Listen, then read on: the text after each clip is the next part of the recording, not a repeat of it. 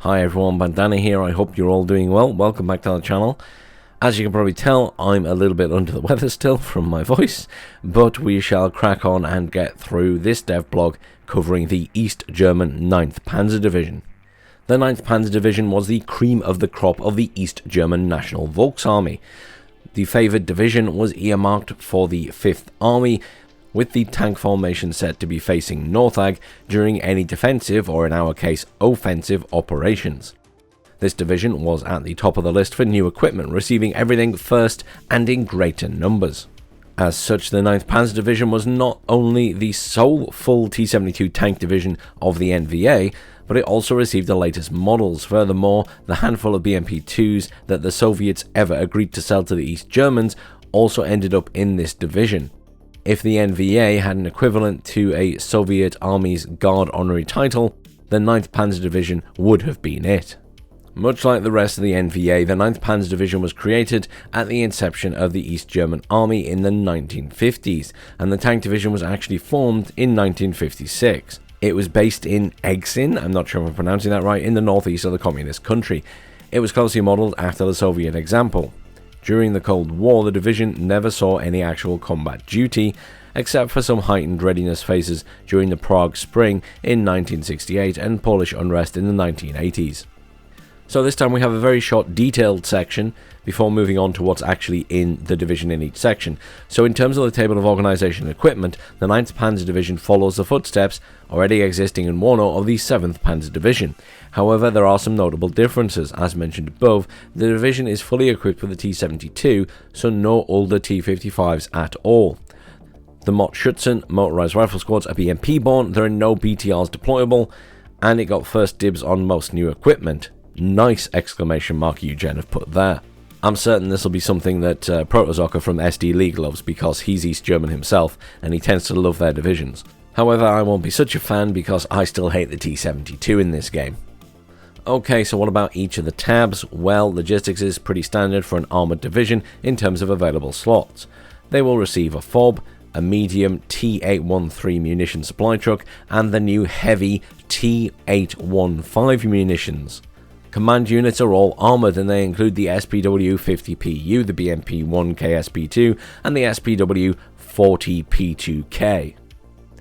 Infantry is quite similar to the existing 7th Panzerdivision, but with fewer slots.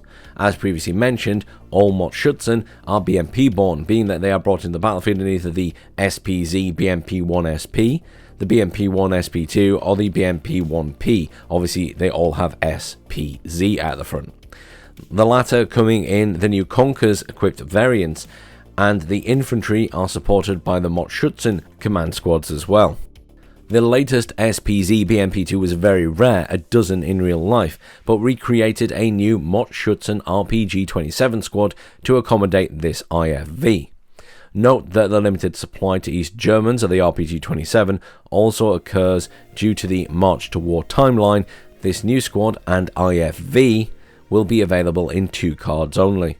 Of course, there will be the usual complement of Pioneer combat engineers, either in the MTLB or the SPW-70.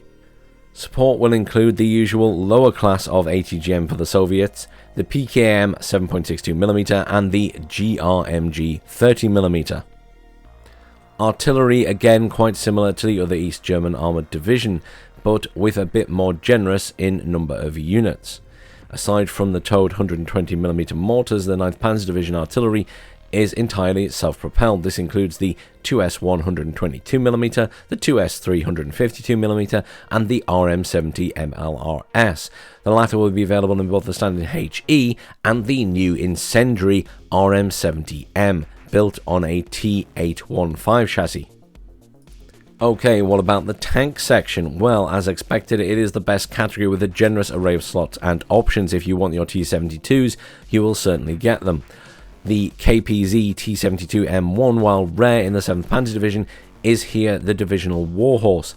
This tank will be available in command and plain tank variants. The cheaper version is not the KPZ T-72M, but instead the late production version delivered to the NVA specifications from Czechoslovakian factories, namely the new KPZ T-72 MUV2, with a slightly improved front armour. The cherry on the cake, however, is the addition of one card of the new KPZ T-72S. This was to be the new main Soviet export tank, built to almost 1,000 units by 1989, but never delivered to the Warsaw Pact client states due to the fall of the Berlin Wall. In our march to war, a few of these tanks would have started trickling down to the NVA, where of course they would have been prioritised to the frontline service of the 9th Panzerdivision. The T-72S will be an export downgraded version of the T-72B, which the Soviets kept for themselves. This was a major step up over the T-72M1. Not only does it feature more armour, it can now also fire the SVIR barrel-launched ATGM. Completing the tank force is the GF Sherterm S missile-based tank destroyer, with its planned delivery, which never occurred in real life, expedited in our March to War timeline. As with the rest of the division, no towed equipment will be available. Okay, so what about the Recon tab? Well, it's rather average for the 9th Panzerdivision, being restricted to divisional assets only.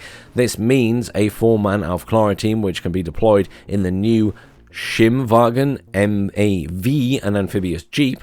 Helicopter Recon is light but armed Mi-2 US Adder, and the Soviet detachment of the Mi-8 PPA for some heavy-duty aerial radar recon.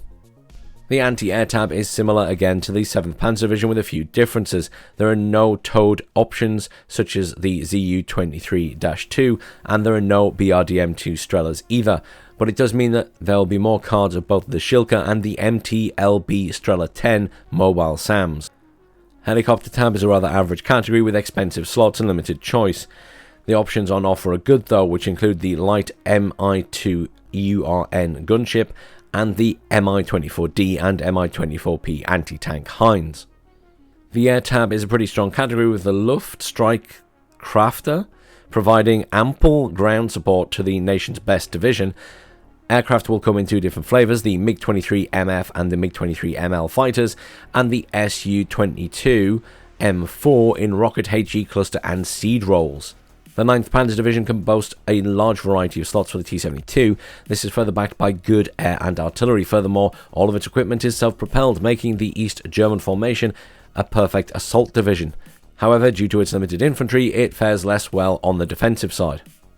That's everything for this week. However, remember to tune in next week, as they will kick off on Tuesday with NATO's British 4th Armoured Division. Yes, the Brits are back.